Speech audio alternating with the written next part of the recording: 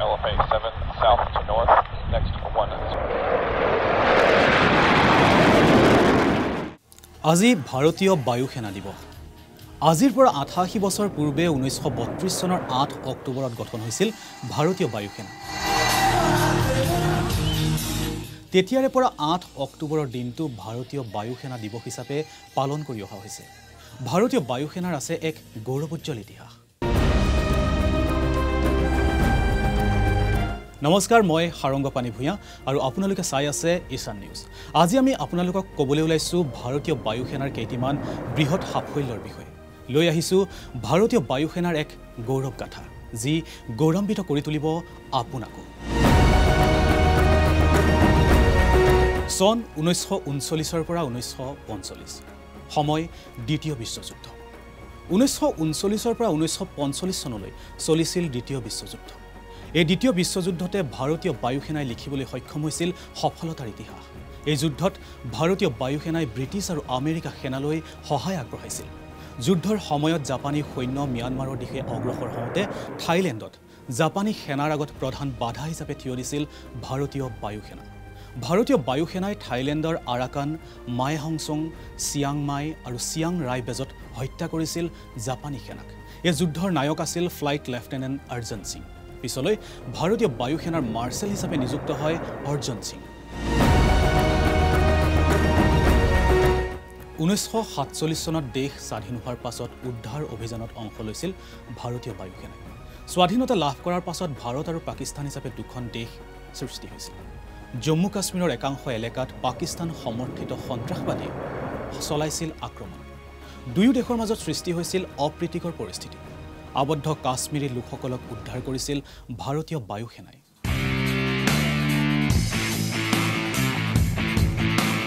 চন 1960-61 কংগোত শান্তি স্থাপন আৰু গোৱাক স্বাধীনতা প্ৰদানত সহায় কৰিছিল ভাৰতীয় বায়ু সেনাই। 1960 চনত কংগোত বেলজিয়ামৰ শাসনৰ অন্ত পৰে। কংগোত শান্তি স্থাপনৰ উদ্দেশ্যে কংগোলৈ প্ৰেৰণ কৰা হয় ভাৰতীয় বায়ু সেনাৰ 5 স্কোৱাড্ৰন। ইয়াৰ পাছত 1961 চনত ভাৰতীয় বায়ু সেনাই অপাৰেশ্যন বিজয় চলায়। এই অভিযানত ভাৰতীয় বায়ু সেনাই পৰ্তুগালী সেনাক পৰাজিত কৰি স্বাধীনতা প্ৰদান কৰে গোৱাক। পৰ্তুগালৰ হাতৰ পৰা মুক্ত হৈ ভাৰতৰ সৈতে অন্তৰ্ভুক্ত হয় গোৱা। 1965 চনত পাকিস্তানী সেনাই পুনৰ এবাৰ জম্মু কাশ্মীৰ দখল কৰিবলৈ ভাৰতৰ ওপৰত আক্ৰমণ চলায়। কিন্তু ভাৰতীয় বায়ু সেনাই পৰাস্ত কৰে পাকিস্তানী সৈন্যক। ভাৰতীয় সৈন্যই পাকিস্তানী যুঁজাৰু বিমান ধ্বংস কৰাৰ লগতে পাকিস্তানী সৈন্যক বিধ্বস্ত কৰে। অৱশ্যে এই যুদ্ধত ভাৰতীয় বায়ু সেনাৰো যথেষ্ট ক্ষতিসাধন হয়। 1971 চনত পুনৰ এবাৰ ভাৰত পাকিস্তানৰ মাজত যুদ্ধ আৰম্ভ হয়। এই যুদ্ধৰ পৰিণাম হিচাপে স্বাধীনতা লাভ কৰে বাংলাদেশে। এই যুদ্ধত তেতিয়াৰ পূব পাকিস্তান আৰু এতিয়াৰ বাংলাদেশে পাকিস্তানৰ সৈতে যুদ্ধত লিপ্ত হৈছিল। বাংলাদেশক পাকিস্তানৰ পৰা মুক্ত কৰাত ভাৰতীয় বায়ু সেনাই এক গুৰুত্বপূৰ্ণ ভূমিকা পালন কৰিছিল। বাংলাদেশক স্বাধীনতা প্ৰদানৰ বাবে ভাৰতীয় সৈন্যই আত্মসমৰ্পণ কৰিবলৈ বাধ্য কৰিছিল পাকিস্তানী সেনাক। প্ৰায় 93,000 পাকিস্তানী সৈনিকে আত্মসমৰ্পণ কৰিছিল। ভাৰতীয় বায়ু সেনাৰ বিমানখন 12,000তকৈও অধিকবাৰ বাংলাদেশৰ ওপৰেৰে উৰা মাৰে। পাকিস্তানে ৰাজস্থান, গুজৰাট আৰু জম্মু কাশ্মীৰৰ মাধ্যমেৰে ভাৰত আক্ৰমণ কৰিছিল। লংগিৱালাৰ যুদ্ধ হৈছিল।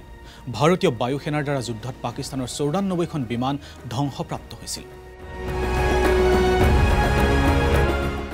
চন 1984 ভাৰতীয় বায়ু সেনাৰ অপাৰেশ্যন মেঘদূত।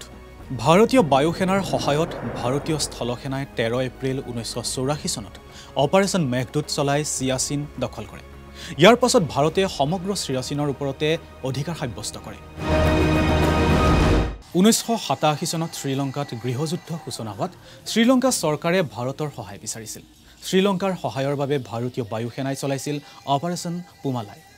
একে বৰ্ষতে শ্ৰীলংকাক সহায়ৰ বাবে ভাৰতীয় সেনাই আৰম্ভ কৰিছিল অপাৰেশ্যন পৱন।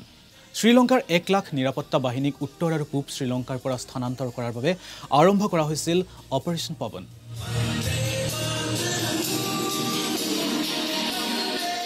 1988 চনৰ 3 নৱেম্বৰত ভাৰতীয় বায়ু সেনাই মালদ্বীপৰ ৰাজধানী মালেত আগ্ৰাৰ পৰা 4খন মিৰাজ ফাইটাৰ জেট আৰু IL-76ক অৱতৰণ কৰে, কিয়নো সেই সময়ত দেশখনৰ অপৰাধীসকলে অস্ত্ৰ শস্ত্ৰ ভাণ্ডাৰ হস্তগত কৰি ৰাজধানী মালেত আক্ৰমণ কৰাৰ পৰিকল্পনা ৰচিছিল।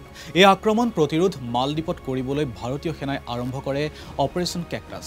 এই অপাৰেশ্যনৰ আধাৰত ভাৰতীয় বায়ুসেনাৰ পেৰাট্ৰুপাৰ্ছেও আক্ৰমণকাৰীক হত্যা কৰি সুৰক্ষিত কৰে মালদ্বীপৰ ৰাজধানী মালেক। চন 1999 কাৰ্গিল যুদ্ধ অপাৰেশ্যন হোৱাইট চি। কাৰ্গিল যুদ্ধটো এক গুৰুত্বপূৰ্ণ ভূমিকা পালন কৰিছিল ভাৰতীয় বায়ুসেনাই। ভাৰতীয় বায়ুসেনাই হেলিকপ্টাৰ আৰু যুঁজাৰু বিমানেৰে কাৰ্গিলৰ সুউচ্চ শৃংগৰ পৰা আৰম্ভ কৰিছিল আক্ৰমণ। এই আক্ৰমণত ভাৰতীয় বায়ুসেনাৰ 2খন ফাইটাৰ জেট আৰু এখন হেলিকপ্টাৰ ধ্বংসপ্ৰাপ্ত হয়। ভাৰতীয় বায়ুসেনাই মিৰাজ আৰু MiG-29 জেটৰ দ্বাৰা পাকিস্তানী অনুপ্ৰৱেশকাৰীৰ গোপন স্থানত আক্ৰমণ চলায়। সমগ্ৰ কাৰ্গিল যুদ্ধত প্ৰতিদিনে প্ৰায় 40খন বায়ুসেনাৰ বিমানে অংশ লয়। শেষত 26 জুলাইত বৃহৎ জয়লাভ কৰে ভাৰতীয় সেনাই।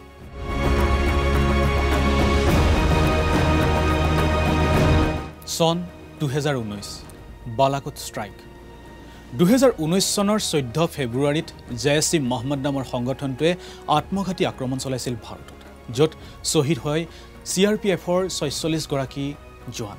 এই ঘটনাৰ 15 দিনৰ পাছত ভাৰতীয় বায়ুসেনাই পাক অধিকৃত কাশ্মীৰৰ বালাকোট, চাকোথি, মুজাফৰাবাদত 12খন মিৰাজ 2000 ফাইটাৰ জেটেৰে পাকিস্তানৰ সন্ত্ৰাসবাদী শিবিৰত আক্ৰমণ কৰি ধ্বংস কৰে।